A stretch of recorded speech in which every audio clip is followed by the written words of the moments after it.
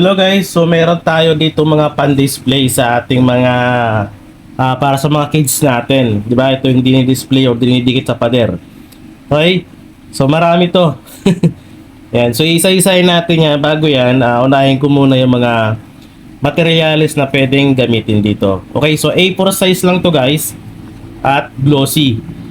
Okay, so glossy yan. Pwede kayo gumamit ng photo paper na QAP. 180 GSM. Yan, so 180 kasi to. Pwede naman na to, ididikit lang naman sa pader eh. Tapos lagyan mo na lang tape para hindi kitkitin ng bata or tanggalin ng bata. Yan. So 180 GSM, QAP photo paper glossy, or pwede ka naman gumamit ng glossy photo paper na 240 GSM. So makapal na to guys. Yung nga lang, depende sa printer mo kung kakayanin. Depende kasi sa printer. Okay? So mas safe kasi yung medyo manipis lang para hindi naman masira yung printer mo. Okay? Meron din tayo ang 200 GSM. Ayan. So photo paper din to, glossy. QAP pa din. So ang pinagkaiba lang nito, wala tong print sa likod. Ayan. Pero okay lang yan kasi hindi naman makikita sa likod, di ba? Ayan. So, yan yung gamit. Tapos yung print niya, yung settings ng print niya, naka-glossy lang to guys. Tapos yung print niya ay standard lang. Glossy, tapos standard lang. Para hindi masyadong magasto sa ink. Kasi pang personal lang naman to eh. Pero kung ibebenta mo, glossy tapos high settings, yun yung gawin mo kung pambenta. Pero kung pang personal naman tulad sa akin, pang personal lang kasi para sa anak ko, ano lang to, glossy tapos standard print lang para hindi masyado magastos sa ink. Pero sa standard goods naman kasi glossy naman siya. Ayan, so marami to, may fruits, meron days of the week.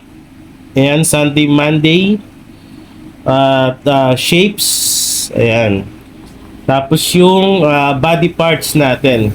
Pero nakano siya, Tagalog. Meron din tayong solar system.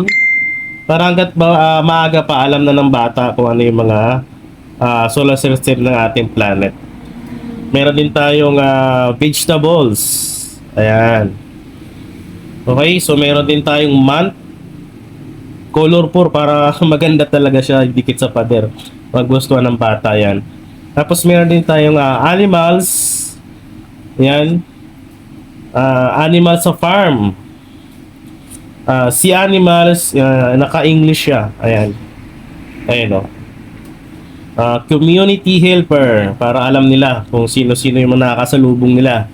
Diba? Pag nakasalubong sila ng teacher, nurse, or policeman. Ayan. Vehicle para alam nila yung type of vehicles. Okay, so meron din tayong kulay pero Tagalog. Ayan, meron din tayong pamayanan, so Tagalog to. Ito rin yung pinakita natin kanina pero naka-English yun, so ito Tagalog naman. Ayan o. Tagalog naman. Shapes para iba-ibang design at yung advance, ayan, multiplication kaagad. Okay, mas maganda yung alam na nila. Alphabet, weather chart, numbers 1 to 20. Ayan. Tapos yung Tagalog natin na week, numbers up to 100. Ayan. Okay, so marami to. Yan, alphabet, Tagalog. Okay?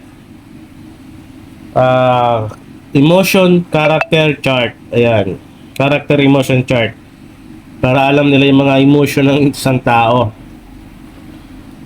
Color chart. Yan. So, iba-ibang design. Body parts, English naman siya. Abacada. Okay? So marami to guys. Itong mga to ay galing din lang naman to sa Google.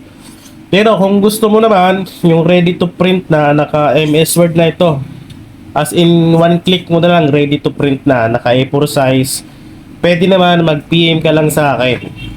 Okay? Or di naman kaya, check mo na lang sa description, andyan yung link. Okay? Ayan o. So madami to, pwedeng pambenta, pwedeng pang personal use. Okay? Ayan.